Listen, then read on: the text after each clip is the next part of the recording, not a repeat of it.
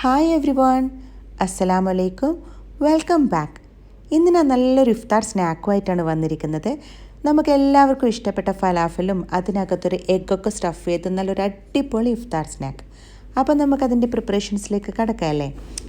അതിനുവേണ്ടി ഞാനിവിടെ ഇപ്പോൾ 1 കപ്പ് വെള്ളക്കടല ഏകദേശം ഒരു 8 മണിക്കൂർ വെള്ളത്തിൽ കുതിർത്ത് വെച്ച് വെള്ളമൊക്കെ മാറ്റി എടുത്ത് വെച്ചിട്ടുണ്ട്. പിന്നെ ഇതിലേക്ക് നമുക്ക് ഒരു പിടി മല്ലിയിലയും ഒരു പിടി പാസ്ലി ലീവ്സും വേണം. ഇനി പാസ്ലി ലീവ്സ് ഇല്ലെങ്കിൽ നമുക്ക് അതേ ക്വാണ്ടിറ്റിയിൽ മല്ലിയില തന്നെ യൂസ് ചെയ്യാം കേട്ടോ. പിന്നെ ഒരു ചെറിയ കഷ്ണം ഉള്ളി, ഒരു 4 നല്ല എരിവുള്ള പച്ചമുളക്, 2 അല്ലി വെളുത്തുള്ളി, ഒരു 1/2 ടീസ്പൂൺ കുരുമുളക് പൊടി, 1 ടീസ്പൂൺ ചെറിയ ജീരകപ്പൊടിയും പിന്നെ ഒരു പകുതി ചെറുനാരങ്ങയുടെ നീരും വേണം.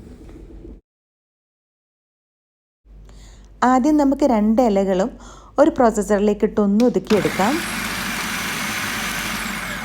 എന്നിട്ട് ബാക്കി എല്ലാ ഇൻഗ്രീഡിയൻസും ആവശ്യത്തിന് ഉപ്പും ചേർത്ത് നല്ല തരുപ്പായിട്ട് അരച്ചെടുക്കണം. ഒരുപാട് അരഞ്ഞ് പേസ്റ്റ് ആയി പോകരുത്. നമ്മൾ പരിപ്പ് വടക്കൊക്കെ അരക്കുന്നതിനുള്ള ആ ഒരു ടെക്സ്ചറില്ലേ, അതാണ് വേണ്ടത് കേട്ടോ. ഇടയ്ക്കൊന്ന് തുറന്ന് സൈഡ്സിനൊക്കെ ഒന്ന് തട്ടിക്കൊടുക്കുക. എന്നിട്ട് വീണ്ടും അരച്ചെടുക്കുക.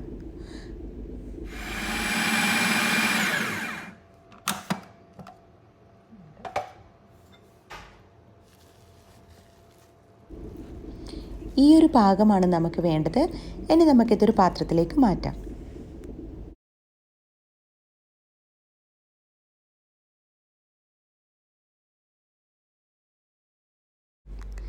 ഇനി ഇതിലേക്ക് ഒരു 1/2 ടേബിൾ സ്പൂൺ കടലപ്പൊടിയും കൂടി ചേർത്തൊന്ന് നല്ലപോലെ മിക്സ് ചെയ്യാം. ഇപ്പം നമ്മുടെ ഫലാഫലിൻ്റെ കൂട്ട് റെഡി ആയിട്ടുണ്ട്. ഇനി നമുക്കിത് മുട്ടയിലേക്ക് പൊതിഞ്ഞെടുക്കാം. പുഴുങ്ങിയ മുട്ട തോലൊക്കെ കളഞ്ഞ് ഒരു ടിഷ്യൂ പേപ്പറിനെ കൊണ്ട് വെള്ളമൊക്കെ ഒപ്പിയെടുക്കുക. ശേഷം ഇതുപോലെ മൈദയിലേക്ക് റോൾ ചെയ്യാം. ഇനി ഒരു കയ്യിൽ ഒരല്പം ഫലാഫലിൻ്റെ കൂട്ടെടുത്തിട്ട് ഇതുപോലെ പരത്തി അതിലേക്ക് മുട്ട വെച്ച് മുട്ട വെക്കുന്നതിന് മുമ്പ് എക്സസ് ആയിട്ടുള്ള മൈദയൊക്കെ ഒന്ന് ഡസ്റ്റ് ചെയ്യുക കേട്ടോ. ഇതുപോലെ മുട്ടിനകത്തിൽ നിന്ന് എക്സസ് ആയിട്ടുള്ള മൈദയൊക്കെ മാറ്റിയതിന് ശേഷം മുട്ട വെച്ച് നല്ലപോലെ റോൾ ചെയ്തെടുക്കാം. ഫുള്ളായിട്ടും കവർ ചെയ്തെടുക്കുക. ഇതുപോലെ എല്ലാ ഫലാഫൽ എഗ്ഗും റെഡിയാക്കി വെക്കുക.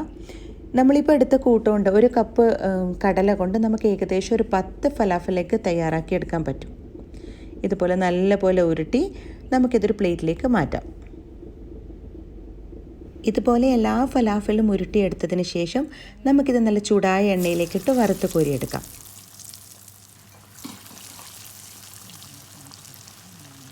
ഇതൊരു ലോ ടു മീഡിയം ഫ്ലെയിമിലിട്ട് സാവധാനം നല്ല ഗോൾഡൻ ബ്രൗൺ ആവുന്നത് വരെ പൊരിച്ചെടുക്കുക. എങ്കിൽ മാത്രമേ നമുക്ക് പുറത്തൊക്കെ നല്ല ക്രിസ്പി ആയിട്ടുള്ള അകത്ത് നല്ല സോഫ്റ്റ് ആയിട്ടുള്ള പെർഫെക്റ്റ് ഫലാഫലൊക്കെ കിട്ടൂ.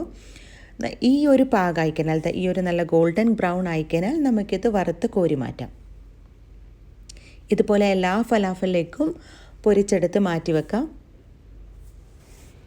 ഇനി നിങ്ങൾക്ക് എഗ്ഗ് സ്റ്റഫ് ചെയ്യാതെ ഫലാഫൽ മാത്രം തയ്യാറാക്കി എടുക്കണമെങ്കിൽ ഒരു ചെറുനാരങ്ങ വലിപ്പത്തിൽ കൂട്ടെടുത്ത് കയ്യിൽ വെച്ച് ഉരുട്ടിയതിന് ശേഷം ഉള്ളം കയ്യിൽ വെച്ച് ഇതുപോലെ ഒന്ന് ഷേപ്പ് ചെയ്തെടുക്കാം.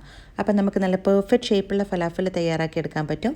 എന്നിട്ട് നമ്മൾ ഫലാഫൽ എഗ്ഗ് ഫ്രൈ ചെയ്തതുപോലെ ചൂടായ എണ്ണയിലേക്കിട്ട് മീഡിയം ടു ലോ ഫ്ലെയിമിൽ വെച്ച് നല്ലപോലെ സാവധാനത്തിൽ വറുത്ത് കോരിയെടുക്കാം.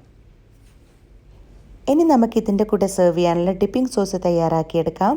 അതിനുവേണ്ടി 1 കപ്പ് തൈരിലേക്ക് 1 ടേബിൾ സ്പൂൺ തഹീനയും പിന്നെ നിങ്ങളുടെ ടേസ്റ്റിനനുസരിച്ച് ലൈമും ഉപ്പും കുരുമുളകും ചേർത്ത് നല്ലപോലെ മിക്സ് ചെയ്ത് വെക്കാം. അങ്ങനെ നമ്മുടെ ഡിപ്പിംഗ് സോസ് തയ്യാറായി. ഇനി ഇത് സെർവ് ചെയ്യുന്നതിന് മുമ്പ് ഇതിന് മുകളിലേക്ക് ഒരല്പം ഒലീവ് ഓയിലും കൂടി ചേർത്ത് നമുക്ക് സെർവ് ചെയ്യാം. അപ്പോൾ നമ്മുടെ അടിപൊളി ഫലാഫൽ എഗ്ഗ് ഇവിടെ റെഡി ആയിട്ടുണ്ട്. കാണുന്നത് പോലെ തന്നെ നല്ല ടേസ്റ്റി ആയിട്ടുള്ളൊരു സ്നാക്ക് തന്നെയാണ്. എന്തായാലും നിങ്ങളെല്ലാവരും ഒന്ന് ട്രൈ ചെയ്ത് നോക്കുക. നിങ്ങൾ ആദ്യമായിട്ടാണ് എൻ്റെ ഈ ചാനൽ കാണുന്നതെങ്കിൽ ലൈക്ക് ചെയ്യാനും സബ്സ്ക്രൈബ് ചെയ്യാനും മറക്കരുതേ. അതുപോലെ നിങ്ങൾക്ക് എൻ്റെ ഈ വീഡിയോ ഇഷ്ടപ്പെട്ടെങ്കിൽ നിങ്ങൾ ഫാമിലിക്കും ഫ്രണ്ട്സിനും ഒക്കെ ഷെയർ ചെയ്ത് സപ്പോർട്ട് ചെയ്യുക. അപ്പോൾ ഇൻഷാ അല്ലാ അടുത്ത വീഡിയോ റെസിപ്പിയുമായി വീണ്ടും കാണുന്നത് വരെ take care and stay blessed.